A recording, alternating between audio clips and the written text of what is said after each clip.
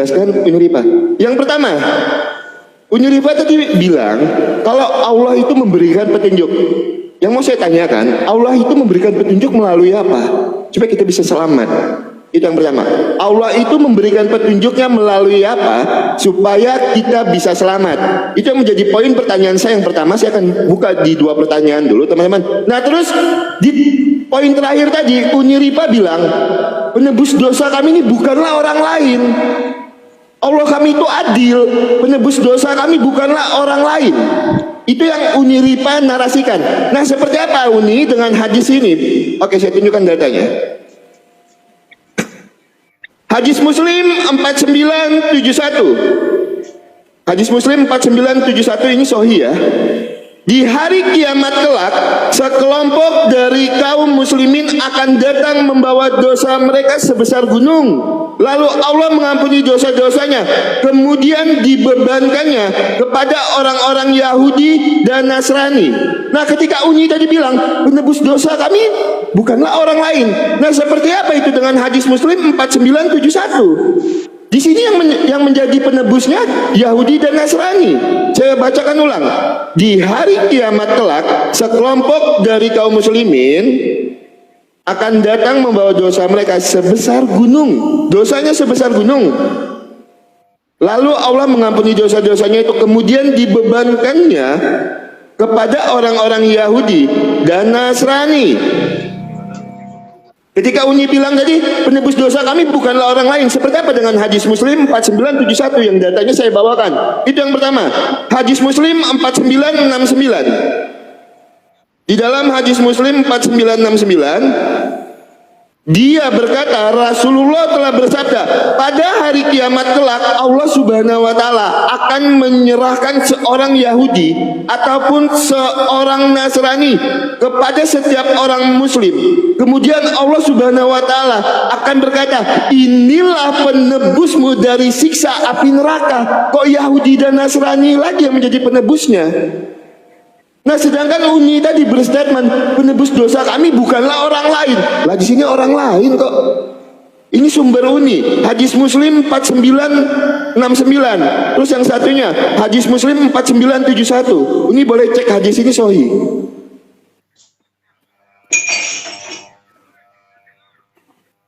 Nah, jadi yang menjadi poin pertanyaan saya, sebenarnya yang mana yang menjadi penebus dosa ini? Tunjukkan saya data dan dalilnya, Uni. Saya minta data dan dalilnya. Kalau Uni tadi bilang kami punya Allah yang adil dan dosa kami tidak dibebankan kepada orang lain. Hadis Muslim 4971, penebus dosa Yahudi dan Nasrani. Hadis Muslim 4969, yang menebus dosa Yahudi dan Nasrani. Ini sumber Uni sendiri. Nah, saya minta data dan dalilnya. Itu ketika Uni berani berstatement tadi, penebus dosa kami bukanlah orang lain tapi kami sendiri. Kalau di dalam iman kekristenan Uni, kami diberikan yang namanya free will. Sama, kami juga ada free will. Kami itu punya pilihan. Kita mau hidup seturut dan sekehendak dengan firman Tuhan, atau kita mati di dalam kebinasaan. Itu saya minta tolong Uni jelaskan 2 hadis tadi. Saya tidak coba menafsirkan, saya cuma membaca yang tertulis. Hadis Muslim 4969 dan hadis Muslim 4971. Kenapa di sini yang menjadi penebusmu itu dari siksa api neraka adalah Yahudi dan Nasrani? Oke, mungkin Uni tadi kurang melihat datanya, biar tidak terkesan kita tidak punya data ya teman-temannya. Itu enggak, saya tahu hadis itu, saya bisa jelaskan. Enggak, saya sudah tahu hadis itu. Oke, saya tahu. Itu siap ini. Itu. Nah, jadi saya minta Uni jelaskan hadis itu menggunakan data dan dalilnya, kalau bisa dari hadis juga atau dari Al-Qur'an Uni ya. Silakan Uni Riba, karena belum ada pertanyaan dengan saya, silakan saya serahkan ke Uni Riba. Bentar ya Uni, kita selesaikan match-nya dulu ya. Ya, jadi match ini Uni khusus menjawab saja ya. Match selanjutnya kamu khusus Uni tanya ya. Kamu tadi 2 pertanyaan, maka Uni juga 2 pertanyaan boleh. Ya. Uni langsung menjawab, langsung bertanya pun boleh, silakan. Langsung menjawab, langsung enggak bertanya usah, kita selesaikan saja. Oke, siap. Oke, boleh. Oke. Oke teman-teman, saya akan mencoba menjawab dulu pertanyaan. Tapi sebelum menjawab, saya catatkan 4 poin dari pernyataan dari saudara kita yang sangat kontradiksi dengan iman Kristen sendiri dan kitabnya. Yohanes 14 ayat 6. Yesus adalah jalan kehidupan, jalan kebenaran dan hidup. Siapa kami umat Islam yang mengingkari bahwa Nabi adalah jalan? Semua Nabi adalah jalan, tapi bukan tujuan, karena kami bukan penyembah jalan. Yang kedua, agama tidak menyelamatkan. Anda lupa mungkin perkataan Yesus, kalau keberagamaanmu tidak seperti melebihi orang-orang Yahudi, kamu tidak akan selamat. Anda bilang Yesus tidak membawa agama. Agama sendiri adalah tidak agama kacau. Apakah Anda mengatakan Yesus membawa kekacau? Dengan mengatakan dia tidak beragama. Ini poin kedua yang saya catat tadi, bahwa agama tidak menyelamatkan. Ketiga, kalian mengatakan kalau kita berusaha sendiri maka tidak selamat. Kalau begitu sia-sialah orang yang berbuat baik selama ini. Sementara Yesus berkata, guru yang baik, bagaimana cara selamat? Apa kata Yesus mengatakan, berusahalah masuk ke jalan sempit itu, tidak akan selamat. Tidak ada yang mencoba yang bisa selamat. Itu Yesus sendiri katakan, berusahalah. Bahkan dalam kitab Anda, dalam Yakobus dikatakan apa? Bahwa dalam kitab Yakobus, iman tanpa perbuatan mati. Kalau tidak ada upaya, berarti iman doang. Perbuatan itu upaya. Nah, itu blunder semua pernyataan Anda terkait tentang konsep keselamatan dalam iman Anda. Saya menjawab pertanyaan Anda. Bagaimana cara Allah memberikan petunjuk kepada kami? Dengan mengutus para nabinya. Di zaman Musa, diutus Musa membawa Taurat. Taurat itulah yang menjadi asbab manusia selamat kalau diikuti. Memangnya Isa gak ikut Taurat bisa masuk ke surga ketemu Tuhan? Ya nggak bisa lah. Ketika Nabi Isa datang membawa Injil, ya udah pengikut Isa harus ikut Injil. Enak aja beriman bahwa Isa adalah utusan tapi nggak mau ngikutin apa yang diajarkan. Itu namanya munafik. Nah, itu jawaban pertama. Yang kedua, hadis yang Anda bawa itu tidak menunjukkan Allah tidak adil. Adil itu sesuai porsi. Yahudi Nasrani, seandainya tidak ada umat Islam satupun, mereka tetap masuk neraka karena mereka ingkar kepada Allah. Ya, bukan dijadikan tumbal karena kejahatan kami terus mereka yang benar. Kecuali orang Yahudi dan Nasrani ini orang baik-baik benar, orang yang tidak pernah melakukan kesalahan, mereka kepada Allah patuh, tiba-tiba dijadikan tumbal. Nggak ada istilah dalam Islam itu orang benar, orang suci, yang baik-baik, tidak pernah bersalah dijadikan tumbal kesalahan kalian orang manusia yang melakukan kesalahan. Kesalahan saya yang buat, kok orang benar yang menebusnya, kok Tuhan yang menebusnya. Ini yang tidak ada konsep dalam Islam. Yahudi dan Nasrani tanpa saya pun, tanpa dosa saya pun, tetap neraka jahanam kholidina fiha, karena mereka kafir kepada Allah. Yahudi Nasrani yang kafir kepada Allah itu, tanpa kami umat Islam tetap masuk neraka, tetap hukumannya di neraka. Di mana ketidakadilan Allah di situ? Yang saya maksud adalah Allah tidak menumbalkan orang benar, orang baik, bahkan Tuhan. Tidak ada konsep seperti itu dalam Islam. Baca hadisnya baik-baik. Menyerahkan pada saat apa? Nanti di akhir sudah kiamat. Itu baca hadisnya baik-baik. Itu datanya. Nggak usah minta data ke saya. Pahami data itu. Bukan berarti kami ini selamat gara-gara orang Yahudi dan Nasrani. Bukan. Tapi itu salah satu peristiwa yang akan kami hadapi nanti. Di mana orang Yahudi dan Nasrani seperti Anda ini, yang sudah saya jelaskan bahwa Islam itu seperti apa, masih menolak kepada Islam. Anda mengaku sebagai orang Kristen, mengaku sebagai orang Nasrani, maka Anda yang menolak ini akan tetap neraka jahanam, akan tetap menjadi masuk neraka jahanam. Di mana ketidakadilan Tuhan di situ? Toh Anda mau ada Islam atau enggak, ada dosa saya atau enggak, Anda tetap masuk neraka kok karena menolak Allah. Dan begitu ya. Jadi mereka yang dimasukkan ke dalam Allah, neraka jahanam, dari kalangan Yahudi yang ingkar kepada Allah, Nasrani yang tidak beriman kepada Allah, tetap masuk neraka. Artinya di sini tetap Allah adil, tetap memberikan sesuai porsinya. Orang jahat mendapatkan apa yang dia dapatkan. Hanya saja nanti karena saya ini adalah orang berdosa, sudah mengajarkan kepada Anda saudaraku bagaimana Islam. Dosa saya Anda akan pikul. Kenapa? Karena Anda mengingkari Allah. Saya sudah berjuang menunjukkan jalan kebenaran. Anda hanya akan menambahkan siksaan Anda di neraka. Anda tetap masuk neraka. Ada dosa saya atau tidak ada? Ada kejahatan saya atau tidak ada? Tapi saya sudah jelaskan, dalam Islam itu kami ini ketika di dunia berupaya menghapuskan dosa dengan cara apa? Beramal soleh. Kan sudah saya katakan dalilnya. Bismillahirrahmanirrahim. Wa basyiril ladzina amanu wa amilus solihat. Yang masuk surga itu yang beriman dan beramal soleh. Itu kunci surga. Bukan seenak-enak bapakmu duduk-duduk cuman beriman tiba-tiba masuk surga, ya. Nah, pertanyaan saya kepada Anda, sebenarnya konsep dalam Kristen itu seperti apa sih? Kebaikan itu menjadi asbab selamat atau tidak? Catat itu ya. Perbuatan baik menyelamatkan atau tidak? Karena ada kontradiksi penjelasannya tadi. Katanya kalau upaya sendiri nggak selamat. Tapi dalam kitab Yakobus, iman tanpa perbuatan mati. Ya, itu jelaskan nanti. Karena saya akan tanggapi penjelasan itu nanti ya. Yang kedua, pertanyaan saya ya. Pertanyaan saya, di mana tertulis kamu sebagai orang Kristen diselamatkan oleh Yesus? Haleluya, haleluya, haleluya. Assalamualaikum warahmatullahi wabarakatuh. Salam Aki. Aku kabarkan Injil keselamatan. Bapak Ibu kasih Tuhan, ketemu lagi dengan saya Evangelis Avraham Effendi Usman. Bagaimana kabar Bapak Ibu semua? Tentu luar biasa. Nah, saudaraku, para pencinta Injil Habaget, pertama sekali saya mengucapkan terima kasih banyak kepada Bapak Ibu yang selalu mendukung pelayanan Habaget, baik melalui doa, dana, motivasi, maupun support saudara semuanya. Dan saya juga berdoa kepada Tuhan, kiranya Bapak Ibu semua selalu dalam lindungan Tuhan, dijauhi dari segala mara bahaya, celaka maupun musibah, sakit penyakit, maupun dari hal yang tidak kita inginkan. Nah, saudaraku yang dikasihi Tuhan, bagaimana tanggapan kita semua setelah kita sama-sama menyaksikan cuplikan video tadi?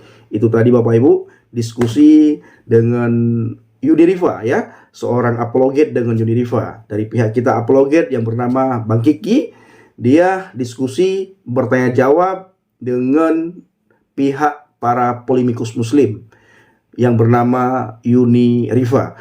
Nah, Bang Kiki ini Bapak Ibu pernah mu'alaf dia. Pernah mu'alaf, tetapi karena tidak ditemukan kedamaian di dalam dan di saat dia masa mu'alafnya, akhirnya dia kembali kepada Yesus Kristus. Kalau tidak salah saya begitu ya, cerita Bang Kiki kepada saya. Nah, setelah beliau kembali kepada Kristus Bapak Ibu, beliau sungguh-sungguh di dalam Tuhan, beliau tekun di dalam Tuhan. Akhirnya beliau mengambilkan menjadi apologet. Bahkan hari-hari ini kita melihat beliau sangat sering sekali adakan diskusi dengan pihak-pihak para polemikus. Nah, ketika beliau tadi bertanya kepada Yuni Riva, bagaimana caranya Allah Subhanahu wa Ta'ala memberikan petunjuk? Nah, bukannya dijawab, malah ngamuk-ngamuk, malah marah-marah. Malah serang Alkitab Bapak Ibu. Iman kami bukan seperti Alkitab ini, begini. Ada yang ditumbalkan, orang baik yang ditumbalkan. Maksudnya Bapak Ibu, Yesus Kristus ditumbalkan. Itu menurut Yuni Riva. Itu dikarenakan kebenciannya terhadap Alkitab. Harusnya ketika ditanya, mereka harus bisa menjawab pakai imannya. Menjawab sesuai dengan kepercayaannya, dengan keyakinannya. Pegangan mereka itu Al-Quran dan hadis. Ketika ditanya oleh pihak Kristen, harus mereka jawab berdasarkan apa yang tertulis dalam Al-Quran ataupun berdasarkan apa yang tertulis dalam hadis. Bukan justru menyerang Alkitab. Ini Bapak Ibu, ditanya apa, larinya ke Alkitab. Ditanya apa, larinya ke Alkitab. Ditanya apa, serang Alkitab. Ditanya apa, menghina Alkitab. Padahal di sisi lain mereka selalu mengatakan Al-Quran adalah kitab paling sempurna. Kitab yang menyempurnakan kitab-kitab lain. Tetapi semua diskusi, semua debat, dan setiap penanya dari pihak Kristen bertanya kepada pihak polemikus, jawabannya selalu lari ke Alkitab. Jawabannya selalu mencak-mencak, marah-marah, ngamuk-ngamuk, akhirnya nyerang Alkitab. Nah, sebagaimana yang kita lihat tadi, ketika Bang Kiki bertanya, bagaimana cara Allah Subhanahu wa Ta'ala memberikan petunjuk? Harusnya dijawab berdasarkan apa yang tertulis. Kalau ada dalilnya, ini dalilnya. Kalau ada ayatnya, ini ayatnya. Kalau ada hadis, ini hadisnya. Sahih ke hadis ini, siapa perawinya? Begitu harusnya cara menjawab. Ini tidak. Semua lari ke Alkitab, nyerang Alkitab, menghina Alkitab. Seolah-olah mereka tidak mampu menjawab imannya sendiri dengan keyakinannya, dengan kitab, dan dengan apa yang diimaninya. Kenapa harus mesti jawab pakai Alkitab? Ini semua mereka Bapak Ibu ya. Mulai si A, si B, si C, si D, si E, si F, si G, si H, si I. Yang namanya para polemikus, setiap pertanyaan kita mereka menjawab pakai Alkitab. Apakah mereka tidak memahami kitabnya? Apakah mereka tidak memahami keyakinannya? Atau mereka memang tidak pernah belajar tentang keyakinan agamanya, tentang kitabnya Bapak Ibu? Atau mereka sulit sekali untuk memahami kitabnya, sehingga hari-hari ini kita melihat para polemikus sibuk belajar Alkitab, sibuk membahas Alkitab. Kenapa Bapak Ibu? Karena Alkitab itu begitu mudah. Begitu mudah kita pahami. Kita bisa membaca dengan mudah. Kita bisa mencerna dengan mudah, saudaraku. Karena Tuhan datang itu untuk mempermudahkan kita, bukan untuk menyulitkan kita. Kalau seandainya sebuah kitab suci itu sangat sulit dipahami oleh seorang manusia, ketahuilah manusia tersebut sangat sulit memahami tentang Tuhannya. Karena kita tahu tentang Tuhan itu lewat kitab suci, lewat firman-Nya, lewat perkataannya, lewat kalamnya, lewat kalimatnya, dinamakan dengan Alkitab. Jadi kalau sebuah kitab sulit dipahami, sulit dimengerti, harus begini, harus begini, harus begini, ketahuilah betapa sulitnya orang tersebut memahami Tuhan, mengenal Tuhan, saudaraku. Karena Tuhan datang itu untuk membuat kita itu mudah, saudaraku. Mudah kita memahami siapa itu Tuhan. Mudah kita pelajari bagaimana Tuhan itu. Mudah kita pahami Tuhan itu begitu mengasihi kita. Mudah kita pahami keberadaan Tuhan itu bagaimana. Mudah kita pahami apa tujuan kita diciptakan oleh Tuhan. Bukan sulit, saudaraku. Bukan. Kalau seandainya sulit, ngapain, saudaraku, adanya kitab suci? Karena kitab itu sekali lagi untuk mempermudah kita mempelajari siapa itu Tuhan. Siapa itu Sang Pencipta. Bagaimana keberadaan Tuhan itu. Itulah sebuah kitab suci. Bukan menyulitkan umat yang percaya, umat yang membaca, umat yang mengimani kepada kitab tersebut. Kalau sulit, maka betapa sulitnya orang tersebut memahami Tuhannya. Nah, ini sering sekali saya sampaikan. Tapi ketika saya sampaikan begini, Bapak Ibu, mereka selalu menghina saya, menyerang pribadi, mengolok-ngolok kesalahan masa lalu, puluhan tahun yang lalu diungkit kembali, Bapak Ibu. Sebagaimana yang Bapak Ibu lihat, saya dituduh yang tidak-tidak. Itu dikarenakan banyaknya mu'alaf di pedalaman mentawai kembali kepada Kristus. Akhirnya mereka menyerang pribadi saya. Ada yang berkata saya ini masuk Kristen karena terhimpit ekonomi. Ada yang mengatakan saya masuk Kristen karena pekerjaan. Ada yang mengatakan saya masuk Kristen karena uang dan sebagainya. Ada yang mengatakan saya masuk Kristen karena perempuan. Ada yang mengatakan saya masuk Kristen karena istri tukang becak. Segala macam, Bapak Ibu, saya selingkuh dengan istri tukang becak. Lalu terjadi hal yang tidak diinginkan. Karena saya takut di penjara, akhirnya saya menikah dengan istri tukang becak dan saya meninggalkan Islam. Ada yang menuduh saya seperti itu. Betapa kejinya tuduhan-tuduhan seperti itu terhadap saya. Itu karena apa, Bapak Ibu? Dikarenakan banyaknya para mu'alaf kembali. Dan banyaknya murtadin Aceh bermunculan lewat pelayanan kita, Bapak Ibu. Dan betapa banyaknya orang yang terbuka pikirannya tentang kekristenan. Yang dulunya mereka berpikir bahwa Kristen itu jahat, Kristen itu begini, Kristen itu begitu. Saya selalu berbicara di media sosial, kenali dulu kekristenan, baru kamu berbicara. Kenali dulu kekristenan, baru kamu komentari. Ini belum apa-apa kamu sudah menuduh Kristen jahat, bla bla dan sebagainya dan sebagainya.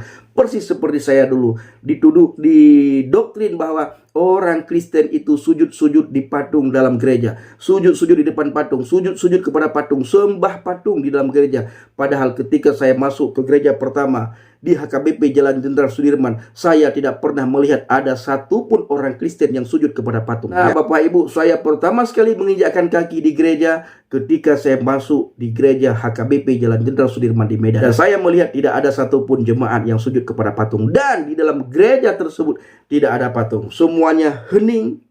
Kami beribadah dengan baik, beribadah dengan tenang, beribadah dengan damai. Kami memuji Tuhan, mendengarkan core istilahnya ya. Pada waktu itu Bapak Ibu saya tidak paham apa-apa karena baru pertama sekali masuk. Yang saya tahu waktu itu adalah hanya puji Tuhan, haleluya, haleluya, haleluya. Karena kebanyakan memakai bahasa Batak. Nah, kembali lagi Bapak Ibu ya.